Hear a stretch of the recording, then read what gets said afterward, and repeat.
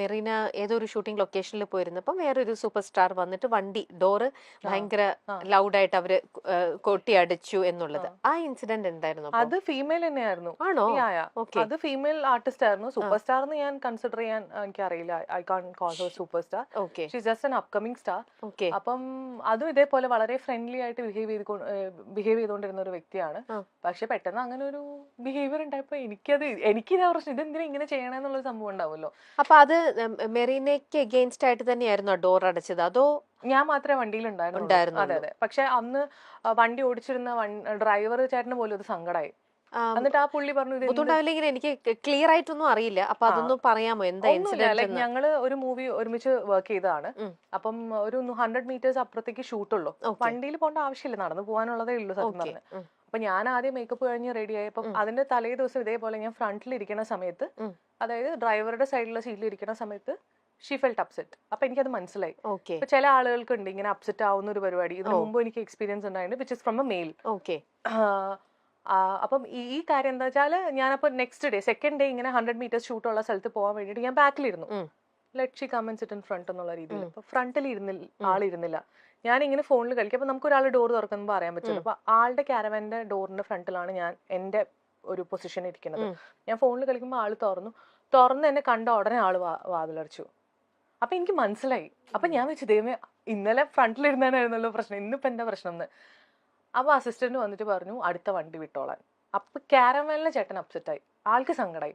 ആളെൻ്റെ അടുത്ത് എന്തൊക്കെയോ പറഞ്ഞു. ആള് പറഞ്ഞു എന്തായാലും ഇങ്ങനെ അങ്ങനെ ഇങ്ങനെ പുള്ളി എന്തൊക്കെയോ പുള്ളിയുടെ ഒരു വിഷമം പോലെ പറഞ്ഞു. അപ്പൊ എന്റെ അസിസ്റ്റന്റ് ഉണ്ടായിരുന്നു. ഞാൻ വണ്ടിയിൽ നിന്ന് ഇറങ്ങി. ഞാൻ പറഞ്ഞു, ചേട്ടാ ഇനിയും നമ്മള് കൊണ്ടാക്കി തിരിച്ചു വന്ന് ആളെ പിക്ക് ചെയ്ത് പോകുമ്പോഴേക്കും ലേറ്റ് ആവും. അവിടെ ഒരു വലിയ ഡയറക്ടർ വെയിറ്റ് ചെയ്യുന്നുണ്ട്. അദ്ദേഹത്തിന്റെ വയസ്സും അദ്ദേഹത്തിന്റെ ഒരു കരിയർ ഗ്രാഫും നമ്മൾ മാനിക്കണം. ഞങ്ങൾ നടന്നു പോയിക്കോളാം എന്നുകൊണ്ട് ഞങ്ങൾ നടന്നുപോയി.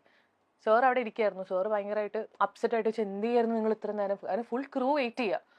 ഞാൻ സാർ എനിക്ക് ഇപ്പൊ പ്രത്യേകിച്ച് ഒന്നും പറയാൻ പറ്റില്ല, ഷോട്ട് കഴിഞ്ഞിട്ട് പറയാം. ഇതാണ് എക്സ്പീരിയൻസ് ഉണ്ടായത്, which is from A female, which I felt bad. എനിക്ക് സങ്കടമായി. ബിക്കോസ് സങ്കടം ആസ് എന്തിനാ അങ്ങനെ ചെയ്യണേ. അപ്പൊ അത് നിങ്ങളിപ്പോ ഒരുമിച്ച് ഒരു ഷൂട്ടിംഗ് നടക്കുമ്പോൾ, നിങ്ങൾ ഒരുമിച്ച് ഒരു സീൻ വരുമ്പോൾ നിങ്ങളുടെ ആ ഒരു അഭിനയത്തിലോ അല്ലെങ്കിൽ നിങ്ങൾ ഒരുമിച്ചുള്ള സീനിനോ അത് ബാധിക്കും? ഞങ്ങളെ കണ്ട സിസ്റ്റേഴ്സ് ആണെന്ന് തോന്നും, അത്ര സ്നേഹമാണ്. എന്നിട്ട് അവര് ഇതിൽ വരുമ്പോ അവര് വളരെ അത്ര ഫ്രണ്ട്ലി ആയിട്ട് നിൽക്കും. അതെ അതെ അതെ. അതൊരു കഴിവാണെന്ന് എനിക്ക് തോന്നുന്നു. ശരിക്കും അവര് ജീവിതത്തിലും ഇതിലും റീലിലും അത് ഭയങ്കര ബുദ്ധിമുട്ടല്ലേ ചേച്ചി? കൺസിഡറിങ് അവർ അങ്ങനെ ജീവിതത്തിലും സിനിമയിലും അഭിനയിക്കാന്ന് പറയുമ്പോൾ അവർക്കൊരു സ്വിച്ചിങ് ഇല്ലേ, അവർക്ക് റിയാലിറ്റി ആയിട്ട് സ്വിച്ചിങ്. ആ പേഴ്സണാലിറ്റി എത്ര ഫേക്ക് എന്നൊന്ന് മനസ്സിലാക്കിയ പോരെ. അവരെവിടെയാ ജെനുവിൻ ആവാറുള്ളത്? ഞാനിപ്പോ യൂസ് ടു ആയി. കാരണം നമുക്ക് ഇങ്ങനെ ഫേക്ക് ആയിട്ടുള്ള ആൾക്കാരെ കണ്ട് എനിക്ക് ശീലമായി. ഞാൻ പറയാം, എക്സ്പീരിയൻസ് ഫീമെയിൽ മെയിൽ എല്ലാം ഉണ്ട് എനിക്ക്. മെയിൽ ആയിട്ടുള്ള ഒരു ആക്ടർ ഇതേപോലെ ഞാനും വേറൊരു ആർട്ടിസ്റ്റും കൂടെ ഇരിക്കുന്ന സമയത്ത് പുള്ളി ഫ്രണ്ടിലിരുന്നു. ഫ്രണ്ടിലുള്ള സീറ്റ് നമ്മൾ ഒഴിച്ചു കൊടുത്തു, ബിക്കോസ് ഈഗോ അടിക്കണ്ടെന്ന് വെച്ചിട്ട്. ആള് വണ്ടി കയറി ഉടനെ എന്നെ കൺട്രോളർ വിളിച്ചിട്ട് നമ്മൾ കേൾക്കെ പറഞ്ഞു, എന്നാ പിന്നെ യൂണിറ്റിലെ ആൾക്കാരും കൂടെ കയറ്റായിരുന്നില്ലേ വണ്ടിയിൽ നിന്ന്. ഞങ്ങൾക്കത് സത്യം പറഞ്ഞാൽ ഭയങ്കര, ഞങ്ങൾ വിചാരിച്ചു ഇയാളെന്താ ഇങ്ങനെ സംസാരിക്കണം, യൂണിറ്റിലെ ആൾക്കാരെന്താ മോശമാണോ, ആ ചേട്ടന്മാരും പണിയെടുക്കുന്ന ആൾക്കാരല്ലേ ശരിക്കും. എന്നിട്ട് അവിടുന്ന് തന്നെ പുള്ളി വേറെ കാറിൽ കയറിപ്പോയി. ഇതൊരു 2 ദിവസം റിപ്പീറ്റഡ്ലി പുള്ളി ഇങ്ങനത്തെ സ്വഭാവം കാണിക്കാൻ തുടങ്ങിയപ്പോൾ ഞാൻ എൻ്റെ ഫ്രണ്ടായിട്ടുള്ള ആക്ടർ ഈ സ്വഭാവം കാണിച്ച പുള്ളിയും കൂടെ ഒരു കാറിൽ ഇരിക്കുന്ന സമയത്ത് ഞാൻ നല്ലോണം അടി ഉണ്ടാക്കി.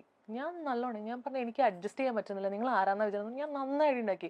അപ്പം കാറിന്റെ ഷോട്ട് പൊയ്ക്കൊണ്ടിരിക്കുക, ഫ്രണ്ടിൽ ക്യാമറ സെറ്റ് ചെയ്തിട്ടുണ്ട്, ഡയറക്ടർ ഇങ്ങനെ കുനിഞ്ഞിരിക്കുന്നുണ്ട്. ഡയറക്ടർ മറീന മിണ്ടല്ലേ എന്ന്. ഞാൻ പറഞ്ഞു സഹിക്കുന്നതിന് ഒരു പരിധിയില്ലേ, താൻ എന്താന്ന് വിചാരം കൊണ്ട് ഞാൻ കുറെ പറഞ്ഞു. അപ്പോൾ ആൾക്ക് മനസ്സിലായി. ആള് പറഞ്ഞു താൻ റെഡി ആകുമ്പോൾ സ്റ്റാർട്ട് ചെയ്യാമെന്ന്, ലൈക്ക് ഞാൻ റെഡി ആകുമ്പോൾ നമുക്ക് ഷോട്ട് സ്റ്റാർട്ട് ചെയ്യാമെന്ന്. എനിക്കന്ന് ശരിക്കും ഇൻസൾട്ടഡ് ആയിട്ടേ, I felt like I should react. ബാക്കിയുള്ളവർ പേടിച്ചിട്ട് പറയില്ലാന്നേ. പേടി എന്താന്ന് വെച്ചാൽ, ഇപ്പൊ ഈ ഡയറക്ടർ പോയിട്ട് ആക്ടർ എടുത്ത് എന്തെങ്കിലും പറഞ്ഞാൽ ആക്ടർ പറയാം നാളെ മുതൽ ഞാൻ വരില്ല, അവളോട് സോറി പറയാൻ പറയാം, അല്ലെങ്കിൽ നാളെ മുതൽ ഞാൻ വരില്ല, നിങ്ങൾ എല്ലാവരും യൂണിറ്റുകാരെല്ലാവരും വന്നിട്ട് സോറി പറയാൻ പറഞ്ഞെങ്കിൽ ഇവര് വലഞ്ഞു. കാരണം പ്രൊഡ്യൂസർ പൈസ എത്രയും നഷ്ടമാവും, ഡയറക്ടർക്കും ഈ കാല് പിടിച്ച് നടക്കണ്ടേ. അപ്പൊ എനിക്ക് പറയാൻ ഞാൻ തന്നെ പറഞ്ഞു. അമർ അക്ബർ അന്തോണി, ഹാപ്പി വെഡിങ്, എബി, ചങ്സ്, വികൃതി, 21 ഗ്രാംസ്, കുറുക്കൻ, വിവേകാനന്ദൻ വൈറലാണ് എന്നിവയാണ് മെറീന മൈക്കിൾ എന്ന നടി നമുക്ക് നൽകിയ മികച്ച ചിത്രങ്ങൾ. വിനീത് ശ്രീനിവാസന്റെ നായികയായി മെറീന മൈക്കിൾ ഏറെ ശ്രദ്ധ നേടിയിട്ടുണ്ട്. ഒരു ഇന്റർവ്യൂവിൽ മെറീന മൈക്കിൾ പങ്കുവച്ച വാക്കുകളാണ് ഇപ്പോൾ ശ്രദ്ധ നേടുന്നത്. തന്റെ സുഹൃത്തായി പെരുമാറിയിരുന്ന നടി ഒരു ഹൈപ്പ് കിട്ടിയപ്പോൾ സ്വഭാവം മാറിയതിനെക്കുറിച്ചും ആ നടി തന്നോട് മോശമായി പെരുമാറിയതിനെക്കുറിച്ചുമാണ് മെറീന മൈക്കിൾ പറയുന്നത്. തന്റെ മുന്നിൽ ഡോർ ഡോറ് വലിച്ചടച്ചതിനെ കുറിച്ചുമൊക്കെ മെറീന മൈക്കൽ തുറന്ന് സംസാരിക്കുന്നുണ്ട്. ആരാണ് ആ നടിയെന്ന് കമന്റുകളിൽ നോക്കിയാൽ ഗ്രേസ് ആന്റണി എന്ന് പറയുന്നുണ്ട്. വിവേകാനന്ദൻ വൈറലാണ് എന്ന സിനിമയുടെ പ്രൊമോഷൻ സമയത്താണ് ഈ കാര്യങ്ങളെക്കുറിച്ചെല്ലാം ചർച്ചകൾ നടക്കുന്നത്. അവതാരകയുടെ ചോദ്യത്തിനാണ് മറീന മൈക്കൽ മറുപടി പറയുന്നത്. എന്താണ് ആ നടിയുമായുള്ള പ്രശ്നം? അങ്ങനെയുള്ള ചോദ്യങ്ങൾക്കാണ് തന്നോട് വളരെ മോശമായ ഒരു നടി പെരുമാറിയതിനെ കുറിച്ചും താൻ അതിനെ എങ്ങനെ റിയാക്ട് ചെയ്തു എന്നതിനെ കുറിച്ചുമെല്ലാം മറീന തുറന്ന് സംസാരിക്കുന്നത്. ഓക്കെ. മെറീനയുടെ ലൈഫിൽ നേരത്തെ ഏതൊരു ഇന്റർവ്യൂലൊക്കെ പറഞ്ഞതായിട്ട് കേട്ടിട്ടുണ്ട്. റിലേഷൻഷിപ്പ് ഉണ്ടായിരുന്നു, ബ്രേക്കപ്പ് ആയി. അപ്പൊ അങ്ങനത്തെ ഒരു ഇൻസിഡന്റ് വരുമ്പോൾ അതൊക്കെ ശരിക്കും ആരാണെങ്കിലും നമ്മളൊരു ബ്രേക്കപ്പിലേക്ക് വന്നു പോയുമ്പോൾ അതൊരു മെയിലോ ഫീമെയിലോ ആരാണെങ്കിലും ശരിക്കും നമ്മളൊരു ജെനുവനായിട്ട് നിന്ന റിലേഷൻ ആണെങ്കിൽ നമ്മളെ വല്ലാണ്ട് അത് വേദനിപ്പിക്കുന്ന ഒരു കാര്യം തന്നെയാണ് അല്ലെ. അതിൽ നിന്നും നമ്മൾ തിരിച്ചു വരിക എന്ന് പറയുന്നത് സൈഡിൽ നിന്ന് പറയുന്നവർക്ക് ഈസിയാണ്, പക്ഷെ അത് അനുഭവിക്കുന്നവർക്കേ അറിയുള്ളൂ അത് എത്ര ഹാർഡാണ്, എത്ര ദിവസം എടുക്കും അതിൽ നിന്നും ഇതായിട്ട്. മെറീനയ്ക്ക് ആ ഒരു സിറ്റുവേഷൻ ഈ പറയുന്ന പോലെ വേറെ പലരുടെയും കഥകൾ കേട്ടൊരാളെന്നുള്ള രീതിയിൽ മെറീനയ്ക്ക് സെൽഫായിട്ട് അങ്ങനെ ഒരു എക്സ്പീരിയൻസ് വന്നപ്പോൾ അതിൽ നിന്നുള്ള ഒരു ഇതെന്ന് പറയുന്നത് മെറീനയ്ക്ക് ഈസി ആയിരുന്നോ അതോ മെറീനയും ഈ പറയുന്ന പോലെ സ്റ്റക്കായോ? ഇല്ല, ഞാൻ ഒരിക്കലും സ്റ്റക്ക് ആയിരുന്നില്ല. ടു ബി വെരി ഫ്രാങ്ക്, ഒരിക്കലും സ്റ്റക്ക് ആയിരുന്നില്ല. ഞാൻ എന്റെ 100% എല്ലാ റിലേഷൻഷിപ്പിലും കൊടുത്തിട്ടുണ്ട്. ബിക്കോസ് കരിയറും പേഴ്സണൽ ലൈഫും മെയിൻറ്റെയിൻ ചെയ്ത് പോകാന്ന് പറയുന്നത് വെരി ബിഗ് ടാസ്ക്. അത് അറിയായിരിക്കും, യു ഹാവ് എ ഫാമിലി അല്ലേ. അപ്പം നമ്മള് വർക്കിന്റെ ഇടയിൽ അല്ലെങ്കിൽ സിനിമയിൽ എന്തെങ്കിലുമൊക്കെ നല്ല വർക്കുകൾ വരണം എന്ന് ചിന്തിക്കുന്ന സമയത്താണ് ഇവിടെ ഈ പറഞ്ഞ പോലെ ഒരു പേഴ്സണൽ ലൈഫിൽ നമ്മുടെ ലൈഫിൽ ഒരു പാർട്ട്ണർ വേണമെന്ന് വിശ്വസിക്കുന്നത്. ഫസ്റ്റ് തിങ് ഞാൻ പറഞ്ഞില്ലേ, അത് ഞാൻ വിറ്റ ബിൽഡിംഗ് ആണ്. ഒരു ബിൽഡിംഗ് ഞാൻ കൊടുത്തൊഴിവാക്കി, വിച്ച് ഇസ് അവിടെ എന്ത് നടക്കുന്നു എന്നുള്ളത് എനിക്ക് അറിയേണ്ട ആവശ്യമില്ല. പക്ഷേ എപ്പോഴും എനിക്ക് ഉണ്ടായിരുന്ന എക്സ്പീരിയൻസസ് എല്ലാം ഈ പറഞ്ഞ പോലെ എന്നെ ചീറ്റ് ചെയ്യുക, അല്ലെങ്കിൽ എനിക്ക് സമയം ഉണ്ടാവില്ല ഇവിടെ എന്താ നടക്കുന്നതെന്ന് അറിയാൻ വേണ്ടിയിട്ട്. അപ്പൊ എന്റെ പ്രോബ്ലം ആരും എടുത്ത് കൊണ്ടുപോയിട്ടുണ്ട്, അവിടെ എന്താ പരിപാടി എന്ന് എനിക്കറിയില്ല. എന്റെ പ്രോബ്ലം സോൾവ്, അതങ്ങനെ പോയി. ഞാനൊരു 100% എല്ലായിടത്തും കൊടുത്തിട്ടുണ്ടെന്നാണ് ഞാൻ വിശ്വസിക്കുന്നത്. അപ്പൊ ലേറ്റർ ഓൺ ഒക്കെ എനിക്കത് വളരെ പോസിറ്റീവായിട്ട് തന്നെ തോന്നിയിട്ടുള്ളൂ. ലൈക്ക് അത് പോയല്ലോ, അല്ലെങ്കിൽ എനിക്കതൊരു എക്സ്പീരിയൻസ് ആയിട്ട് തന്നെയാണ് ഞാൻ കരുതുന്നത്.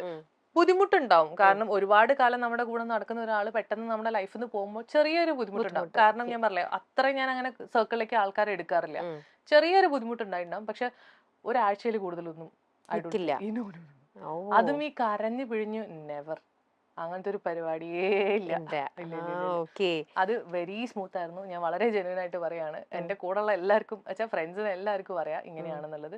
സോ മേ ബി അവർക്കും ഒരു ചിന്ത ഉണ്ടാവും ഞാൻ കുറച്ച് ടോക്സിക് ആണെന്ന്. കാരണം ഇവർക്കും ഒരു പ്രശ്നമില്ലല്ലോ, ഇത്ര കൂളായിട്ട് പോകുന്ന കാണുമ്പോൾ പെട്ടെന്ന് അപ്പൊ നമ്മുടെ ഭാഗത്താണോ മിസ്റ്റേക്ക്, അതുകൊണ്ടാണ് ഇവൾ ഇത്ര കൂളായിട്ട് എന്നുള്ളൊരു. ലാസ്റ്റ് ഉണ്ടായിരുന്ന റിലേഷൻഷിപ്പ് വളരെ പ്രശ്നമുള്ള റിലേഷൻഷിപ്പ് ആയിരുന്നു. ഭയങ്കര ടോക്സിക് എന്ന് പറഞ്ഞാൽ ഞങ്ങൾ ഭയങ്കര പീസ്ഫുൾ ആയിട്ടുള്ള റിലേഷൻഷിപ്പിൽ അപ്കൊണ്ട് ഭയങ്കര അണ്ടർസ്റ്റാൻഡിങ്, ഭയങ്കര നല്ല രീതിയിൽ പോകുന്ന റിലേഷൻഷിപ്പ് ആയിരുന്നു. പക്ഷെ അതിന്റെ ഇടയിൽ ഈ പറഞ്ഞ പോലെ ഓൾ ഓഫ് എ സഡൻ പെട്ടെന്നൊരു പ്രശ്നം വന്നപ്പോൾ എനിക്കത് എന്താ സംഭവം എന്ന് മനസ്സിലാവാത്ത രീതിയിൽ ഒരു പ്രശ്നം വരുന്നു, ആള് പോകുന്നു, വേറെ റിലേഷൻഷിപ്പ് ആയിട്ടാണ് ആള് പോയതെന്ന് എനിക്ക് മനസ്സിലായി. അപ്പം എനിക്കൊന്നും ജഡ്ജ് ചെയ്യാൻ പറ്റാത്ത ഒരു ടൈമിലായിപ്പോയി. ബിക്കോസ് അച്ഛൻ മരിക്കുന്ന ഒരു ടൈം, അത് പിന്നെ പപ്പയ്ക്ക് ക്യാൻസർ ആയിരുന്നു. അപ്പൊ അത് ആ ടൈമിനിടയിൽ എല്ലാം കൂടെ ഒരുമിച്ച് വന്നപ്പോ നമുക്ക് ആ ഒരു സ്ട്രെസ് ഉണ്ടാവില്ലേ.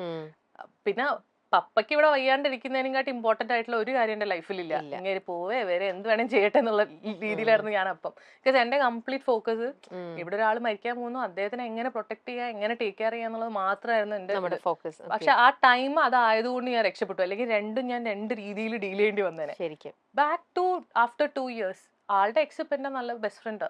ആ കുട്ടിയെ കരഞ്ഞ് വിളിച്ച് ബഹളം വെച്ചിട്ട് വിളിച്ച് സംസാരിക്കണേ. ഞങ്ങൾ നല്ല ഫ്രണ്ട്സ് ആണ്. ഇപ്പൊ അവരും ബ്രേക്കപ്പ് ആയി വിച്ച് ഇസ് ലൈക്ക് കർമ്മ എന്ന് പറയില്ലേ. അപ്പൊ അത് ഞാൻ അറിഞ്ഞു ഇങ്ങനെയൊക്കെയാണ് കാര്യങ്ങൾ എന്നുള്ളത് ഞാൻ അറിഞ്ഞു. ഞങ്ങൾ നല്ല ഫ്രണ്ട്സ് ആണ്.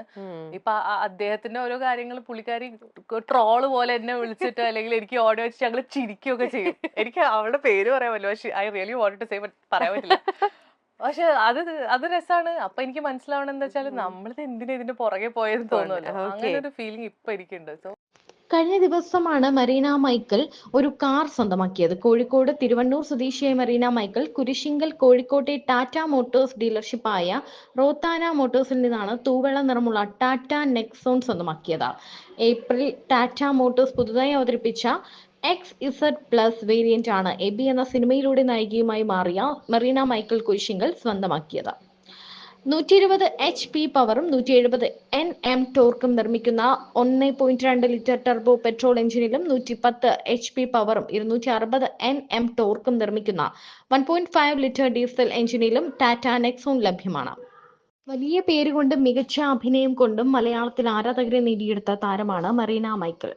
ചുരുണ്ട മുടിയും ക്യൂട്ട് ചിരിയുമായി അഭിനയത്തിലും മോഡലിംഗിലും തിളങ്ങുന്ന മറീന മൈക്കിൾ ഇപ്പോൾ ഇൻസ്റ്റഗ്രാമിൽ സജീവം തന്നെയാണ്. അഭിനയത്തിലും മോഡലിംഗിലുമായി മലയാളികളുടെ പ്രിയങ്കരിയാണ് മറീന. സ്റ്റൈലൻ ചിത്രങ്ങളുമായി വന്ന ആരാധകരുടെ മനം കവർന്ന നടിയുടെ പുതിയ ചിത്രങ്ങളും പതിവ് തെറ്റിച്ചിട്ടില്ല. മലയാളത്തിന് പുറമെ തമിഴിലും നടി അഭിനയിച്ചിട്ടുണ്ട്. പക്ഷേ താരത്തിന് ആരാധകർ കൂടുതലും കേരളത്തിലാണ്.